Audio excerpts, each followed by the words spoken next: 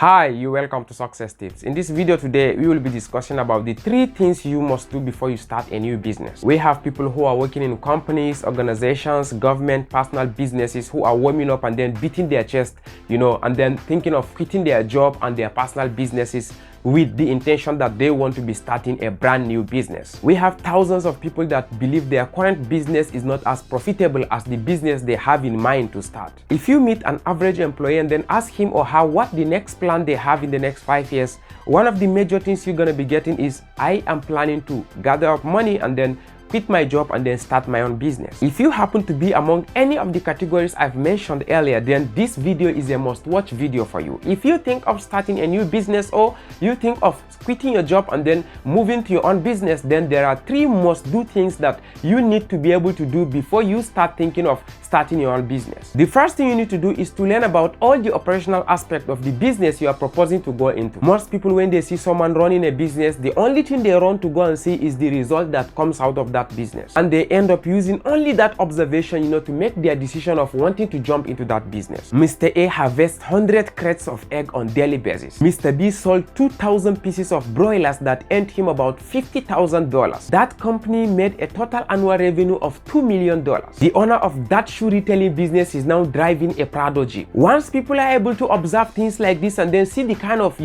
information they have and they want to see about a business, then they just conclude in their mind that that is all it takes to just run those kind of businesses. Most people never settle down to look at the important operational aspect of the business and then have an insight as to what exactly the business owners are passing through, what are the challenges they are facing, what does it take to be able to produce those results that they are observing. People never sit to ask and then say, okay, now that that person is producing 100 crates of egg per day, then how many bags of chicken feeds does that person buy and then feed those chickens with? People never look at that. People never look at the percentage, the rate that shoe retail owner is paying to banks in order to be able to keep running that business. People never look at the people they hire in order to keep that business running. People never look at the loopholes that the employees can be able to take advantage of in order to scatter the business. People never look at all those. People never look at the expensive equipments that business owners have to purchase, and then of course inclusive the maintenance cost of having those equipments working properly. People never want to look at the rough side of the business. All they want to be seeing is, this business is yielding out so amount of money, this business is producing so amount of product, this business is selling, and then if you go to any corner of the country you will see this product flooding, and people never look at the inherent challenges that those companies are facing. It's always important for you to look at all the operational aspect of the business you plan to go into so that you get prepared before you even jump into the business, okay, to avoid surprises and then to avoid unforeseen challenges that probably you could have prepared for and then prevented it from coming. I have a friend that started a logistics company, and he told me one of the things that motivated him to start up that company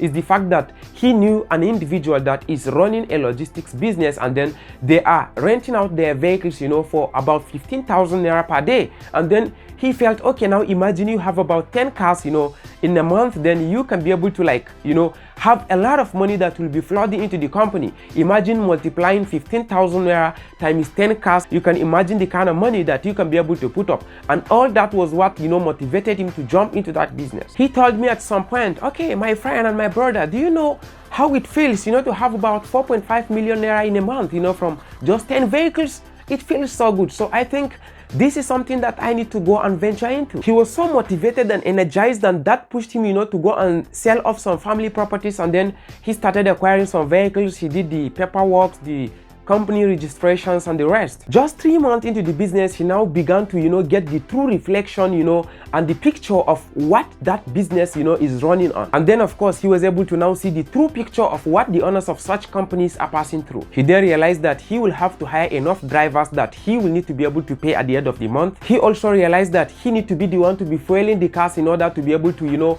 render quality service to the clients. He discovered things like routine replacement of engine oils and routine maintenance and then unforeseen repairs on the vehicles. It was after then he realized that there was more to that business than he was seeing before he started the business, and this was something that he could have, gone into it and then studied how that business operates, go online, search about that kind of a business, meet out people that have such businesses, even if they will be concealing some information from him, but at least he can be able to get some basic information that can guide him, to know the kind of things that he need to be going and searching online, search about business models, that can make that kind of business to run smoothly, and then look at the kind of challenges, come up with the things that he can be able to put in place in order to minimize expenses. Some people may want to say, oh, if you start by finding out the challenges and the things that is associated with a business, then it can discourage you from starting that kind of a business.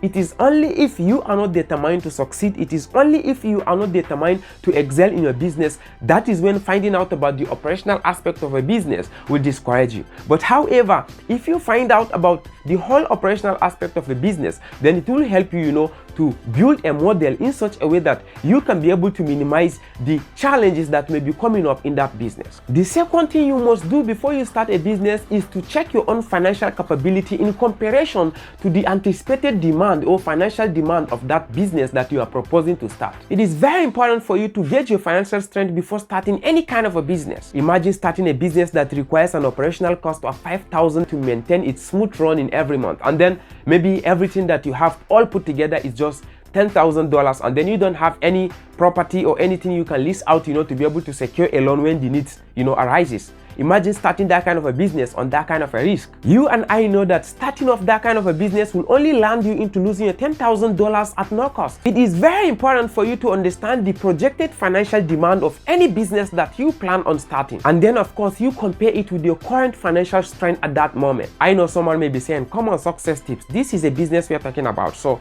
even if you don't have any savings, you don't have any collateral you can be able to deposit with the bank, then it's something that the business will, produce revenue that can be able to maintain itself. Now my question for you is just one. What then will be your plan B? If peradventures, it happens that the business is not producing the sales that you projected, the clients you anticipated, to come and start purchasing your product and services are not forthcoming, and then the business is running to the 5th and 6th month, and then yet no any customer is coming. What is then going to be your fallback strategy? I'm sure you are now confused and then thinking, okay, I think this is going to be a mess. It's very important for you to always project, and understand the financial demand of that business you think of starting, and then compare it with all your financial strength and capacities vis-a-vis, your plan B if things goes bad. I have seen people lost great businesses that had lots of potential simply because they could not afford, the running cost of that business at the long run, and that is how they gave up on the business. So please, I will want you to take this second point very seriously before you start any business. The last thing you must do before you start any business is to conduct a feasibility studies. Are there ready-made clients for that particular business or business category? What is the nature of competition that exists in that business category? Find out about the prospective clients. Are there enough clients, potential clients in that area within which you want to set up that business? Because you can't afford to start a business where only one person may even need the product of that business. Can you be able to thrive in that business despite the existing competition? These are the kind of things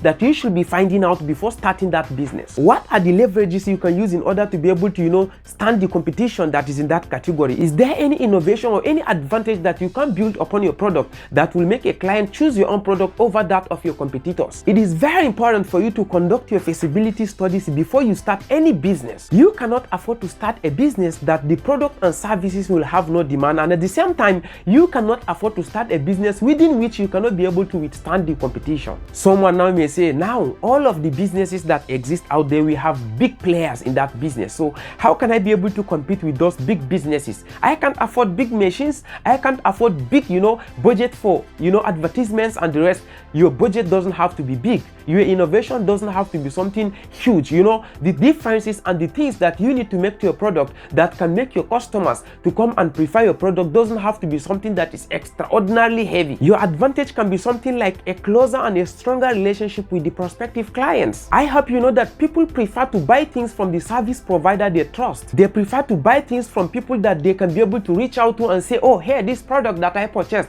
has this problem A, B, and C. They prefer to purchase things from people that they can easily go back to and then lay their complaints without any headache.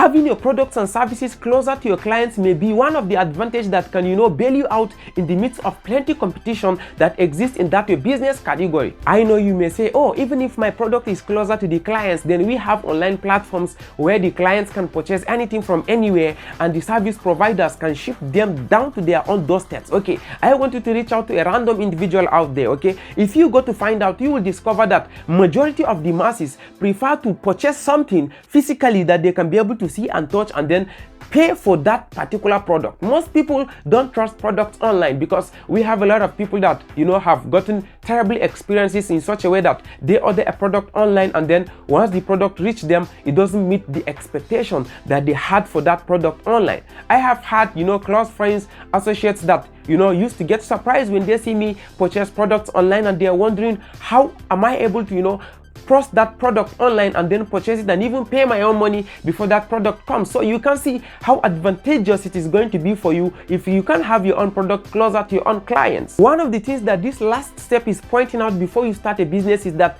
you should have a particular advantage that can place your product in the mind of your clients such that they're going to be choosing your own product over that of your competitors. Okay, so just try your best to ensure that you have a competitive advantage for your products and services when you venture into that business. If you can master these 3 very points, I bet you there's no anything that can stop you from moving very far in any business that you want to be starting. I hope you found a lot of value in this video and I hope this will guide you in choosing the kind of a business that you want to be starting. If this was your first time on this YouTube channel, I will want you to click on the subscribe button below and turn on the notification bell. And if you are a returning viewer, I would love to say thank you. I will need one favor from you. Please share this video with just one person. Thank you and see you guys in another video. Bye.